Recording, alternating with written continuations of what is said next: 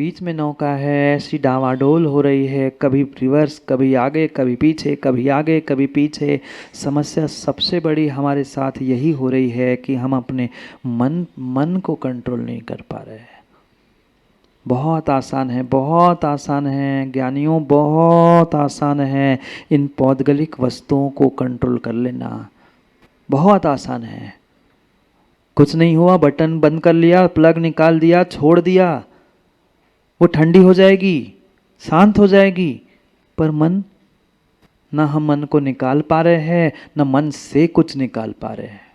समझना, ना हम मन को निकाल पा रहे हैं, ना मन में बैठी हुई कोई बात को निकाल पा रहे हैं।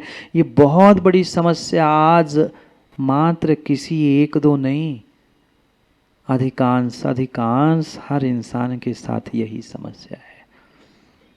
साधन मिले तो और नहीं मिले तो, भोजन मिला तो और नहीं मिला तो।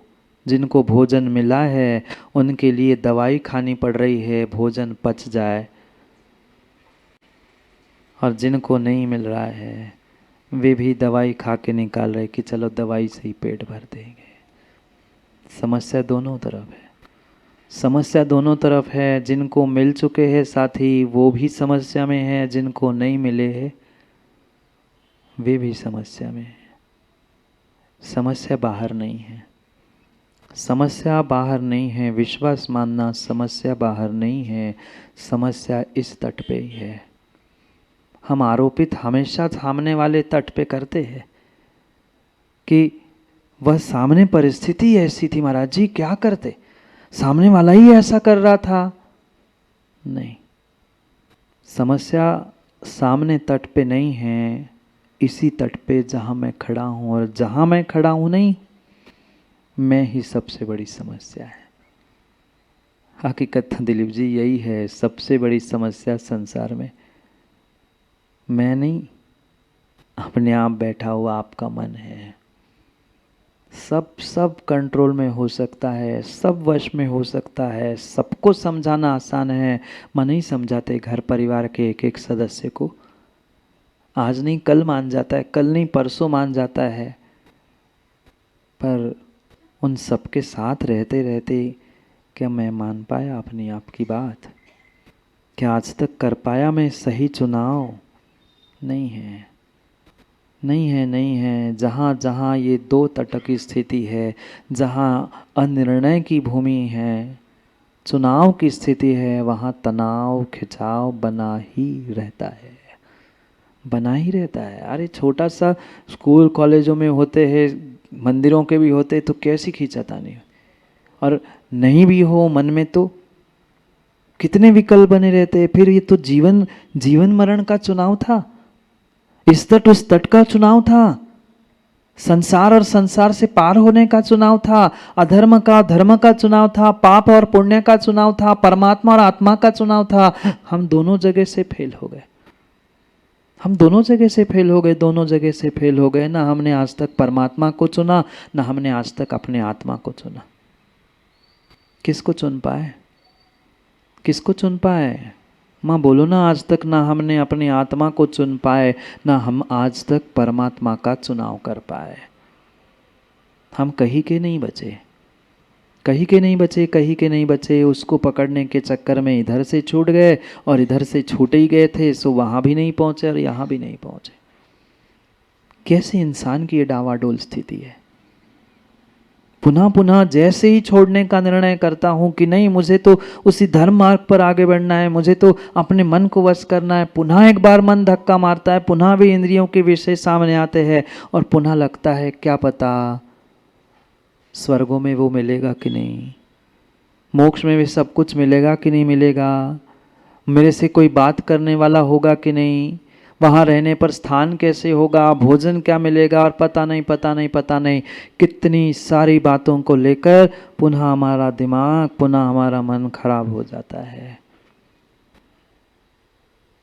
क्यों क्यों क्यों नहीं हम अपने आप को, और अपने आप से पहले हम अपने मन को ठीक कर पा रहे हैं। जिसका मन ठीक है, पक्का मानना, जिसका मन ठीक है उसका जीवन ठीक है, और जिसका मन ठीक नहीं है उसका कितना ही व्यवस्थित साधनों से रचा पचा घर परिवार क्यों ना हो, वो ठीक हो नहीं सकता। माँ बोलो ना, आज तक आनंद मिला? मैं सुख की बात नहीं कह रहा हूँ, पुनः पूछ रहा हूँ। इंद्रियों के सुख तो प्रतिदिन भोग रहे हैं, धन दौलत पैसा नाम शौहरत हम हर स्थान हर क्षण प्राप्त कर रहे हैं, पर इनसे हटकर कभी जीवन में कुछ आनंद की अनुभूति स्वरूप चंद जी हुई? बाहर के साधनों की तो हमें अनुभूति हुई, पर अपने जीवन के आनंद की अनुभूति हमने कितनी की? मैंने कुछ अचीव किया, मैंने कुछ प्राप्त किया? नहीं। निर्णय होता है कि मैं बस उस पार जाना चाहता हूँ, उस धर्म के जगत में, आध्यात्म के जगत में, परमात्मा के जगत में मुझे पहुँचना है। पुनः विकल्प सताता है, पता नहीं वहाँ कुछ मिलेगा कि नहीं मिलेगा, क्या स्थिति होगी, क्योंकि वहाँ जाने वाला लौट के आके बताता नहीं है, और मैं जाने की हिम्मत कर नहीं पाता। क्योंकि नदी के भी तट पर आप किसी एक तट पर खड़े रहो, जहाँ खड़े हो वहाँ का तो सब कुछ स्पष्ट दिखता है, और नदी के उस पार सब अस्पष्ट होता है, धुंधला होता है। दिखता है कुछ तो है, पर क्या है पता नहीं। जीवन की भी दूसरे तट में यही स्थिति है तो लिखा है, पढ़ा है, सुना है, समझा है, पर फिर भी धुंधला है, फिर भी अस्पष्ट है, फिर भी विकल्प है कि नहीं है, होगा कि नहीं होगा, कैसे होगा, क्या होगा, क्यों होगा। एक नहीं सैकड़ों प्रश्न पुनः पुनः मेरे मन में आते हैं, और जहाँ प्रश्न चिन्ह खड़ा हुआ वहाँ आनंद की अनुभूति हो नहीं सकती। निर्विकल्पता के बिना कभी आनंद की स्थिति जीवन में हो नहीं सकती। हमें अपने जीवन को जीना बनाना था। भूल गए होंगे बहुत सारे लोग, जीना भूल गए। दिनेश, जीना है तो जीना बनो, जीना है तो जीना बनो। स्थान कोई भी हो, हमें अपने जीने को जीना बनाना था। पर माँ कितना जीना बन पाया, मेरा जीवन कितना जीना बन पाया। ना हम चढ़ पाए, ना किसी दूसरों को चढ़ने के लिए हम निमित्त बन पाए। बेबस हो जाता है व्यक्ति, बेबस हो जाता है जब जब मन धक्का देता है, जब जब मन में कुछ विकल्प संकल्प आते हैं, ऐसा क्यों, ऐसा क्यों और ऐसा क्यों। पक्का मानना, मन और आपका जीवन भी बेबस हो जाता है। बोलो ना, आज नहीं है जीवन आप लोगों का बेबस, परवश है। एक्सेप्ट कर पाओ नहीं कर पाओ, यहाँ करो मत करो, मैं ज़बरदस्ती किसी को नहीं करता, पर अपने आप से कभी घर में और एक अकेले में बैठकर विचार कर लेना, कितनी परवश की ये ज़िंदगी चल रही है, कितनी बेबस होकर जी रहे हैं। किसके लिए बेबस होना पड़ा? माँ बाप का घर क्यों छोड़ना पड़ा? क्यों दूसरों को छोड़कर हमें किसी तीसरे के साथ रहना पड़ा? मात्र और मात्र मन नहीं मान पा रहा था। सब मान गए, माँ बाप भी एक बार मान गए कि ठीक है भैया, बेटी की खुशी में, पर क्या मेरा मन मान पा रहा है?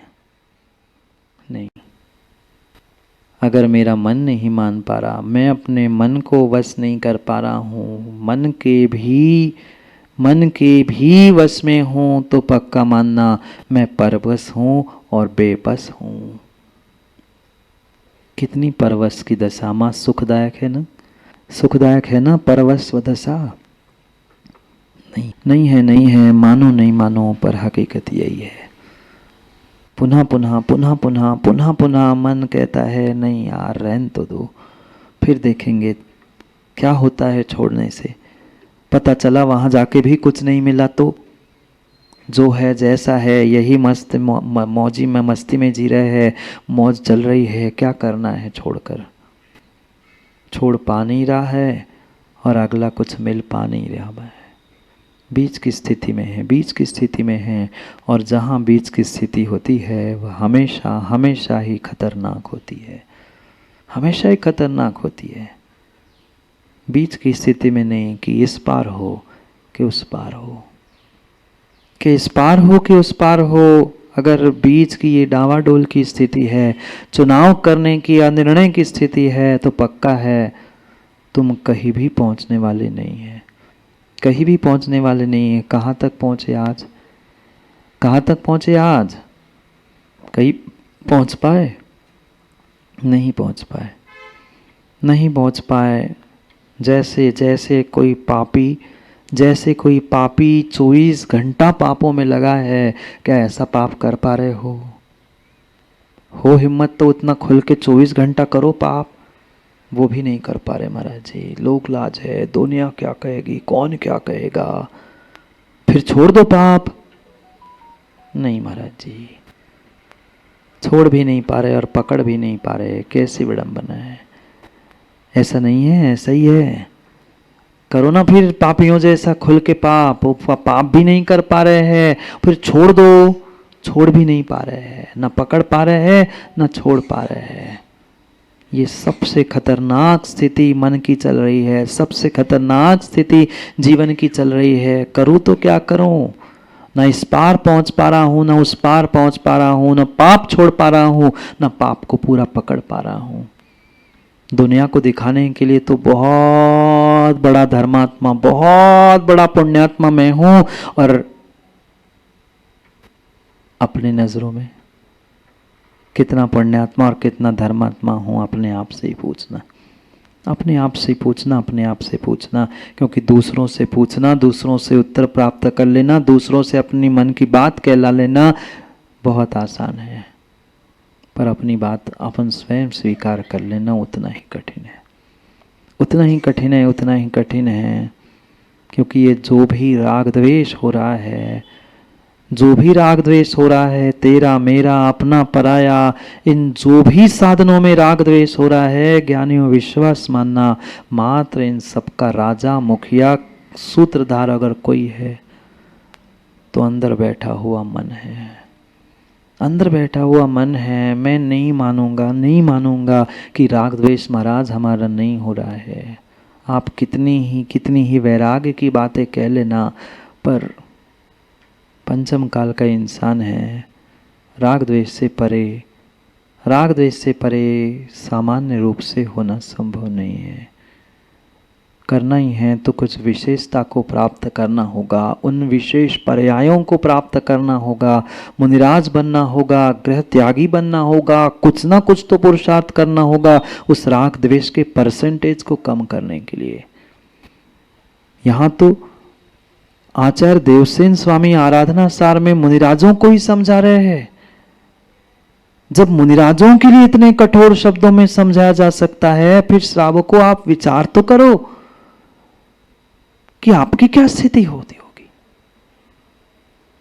मुनिराजों को कह रहे हैं, मुनिराज जबकि घर छोड़ा है, कपड़े छोड़ा है, सब कुछ छोड़ा है, पर फिर भी मुनिराज से कह रहे हैं कि नहीं, तुम्हें अभी भी मन को वश में करना है, तुम्हें अभी भी मन को वश में करना है।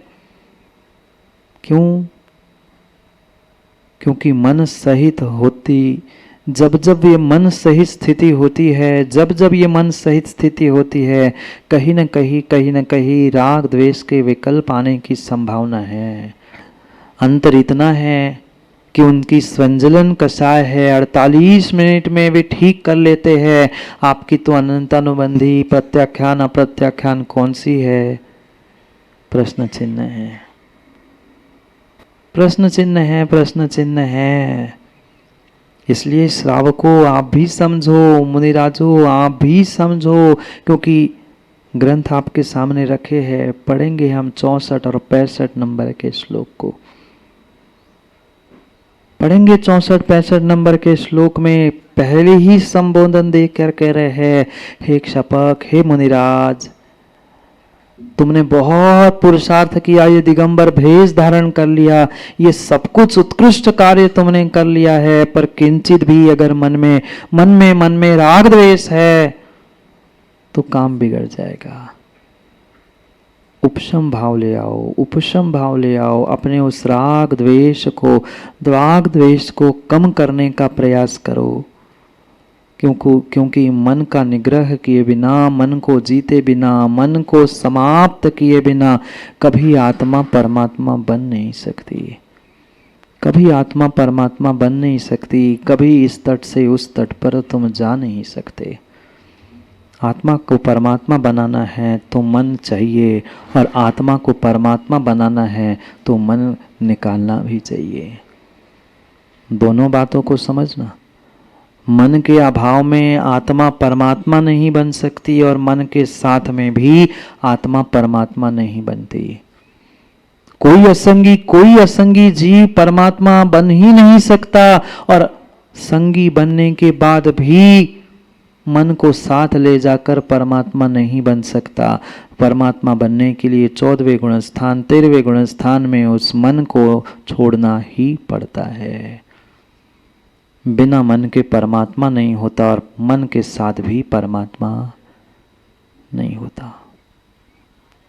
इसलिए मुनिराजों को कह रहे हैं, ये जो 4 आराधनाएं तुमने जीवन को जीना बनाते हुए प्राप्त कर ली है ज्ञानी, वो तो तुमने कर ही लिया। सम्यक दर्शन, सम्यक ज्ञान, सम्यक चारित्र और सम्यक तप रूपी ये 4 आराधनाएं तुमने प्राप्त करके तुम आराधक तो बन रहे हो। पर ज्ञानी मात्र दुनिया के नजरों में आराधक मत बनो, अपने भी स्वयं के नजरों में आराधक बनो। और वह तभी संभव है जब तुम अपने मन का पूर्ण रूप से निग्रह कर पाओ। मन का निग्रह तभी संभव है जब तुम्हारे भीतर उन राग द्वेष को छोड़ते हुए उपशम भाव धारण करने की शक्ति हो।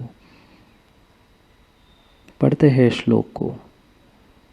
कोई मन की बात नहीं, पर मन की ही बात कह रहे हैं।